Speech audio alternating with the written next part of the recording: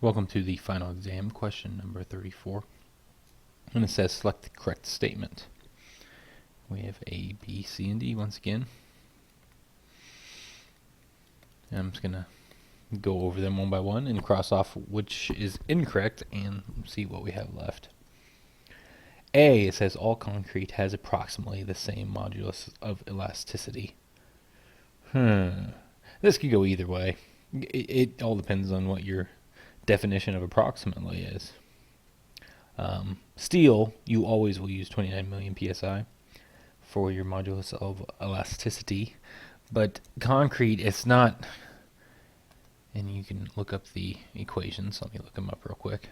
I have not completely memorized them, but I'm just going to go into the study guide, and I will go to the reinforced concrete section and see if they have the equation. And I don't remember if they did or not. Okay, reinforced concrete, modulus of elasticity. There it is. I know for regular weight concrete, it is 57.0 F prime C, the square root. So it depends what your F prime C is. A lot of times you're going to use 4 KSI or 3 KSI for typical slabs and whatnot. And then if you get into pre-stressed concrete, then you get up to 6 KSI, or it goes, as high as, you can see 8 KSI. It can be any, and typically will go at half, 0.5 increments of KSI, so 500 PSI per shot. And so when you say, is it approximately the same? Well, you could say that. So, but I don't think that's the intent, but we'll say maybe. Also, it's probably not, but maybe. Kind of depends what the intent is there. And I don't know. It's sort of. You could say approximately, but it's not like steel is. I would say steel is more approximately the same modulus of elasticity, and that is why you use the same modulus of elasticity for all steel. Anyways, moving on. So that's a maybe, probably not. B, in a properly designed reinforced concrete beam, the deflection under load remains constant. And I don't like the wording of that question, but it does not sound correct when it says the deflection under load remains constant. I don't know if they say if you increase the load, it's not going to be constant deflection, and it's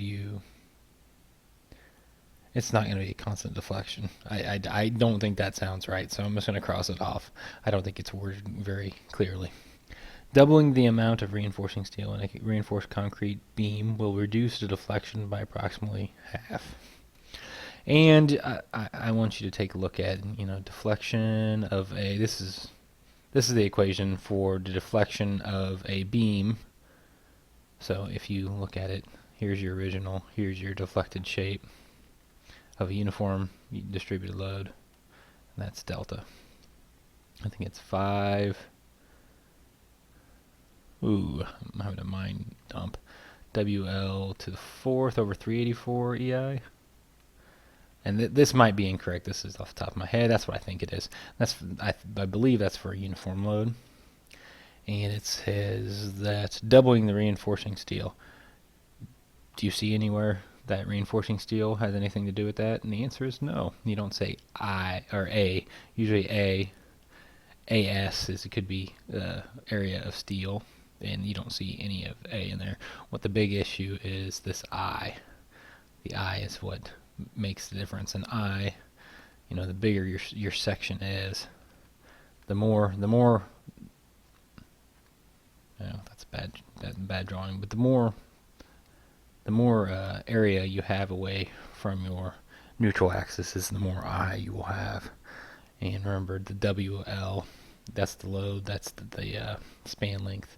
And then E is somewhat, you could say E is loosely based, or not loosely, but it is based on the F prime C. So anyways, I'm going to say that's a definite no. Let's go to D. The modulus of elasticity of concrete increases as the concrete strength increases. So modulus of elasticity of concrete, that's this E. If that goes up as the concrete strength increases. Oh no, we're not looking at this equation. We're looking at this equation. So if this goes up, does the modulus of elasticity go up? And the answer is yes. Yes, it will. So that's right. So D is our answer. This was a maybe, and it ends to be maybe. It was a not. No. All right. I'll see you on question 35.